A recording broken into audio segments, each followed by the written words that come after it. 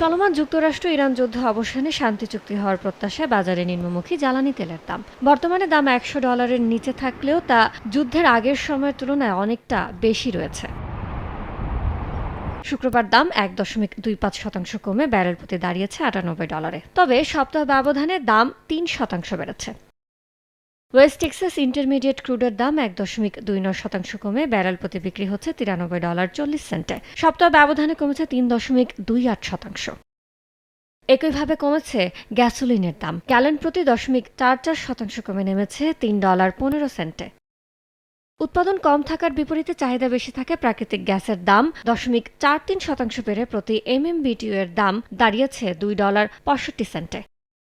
ইয়ানুর শিফাত, সময় সংবাদ।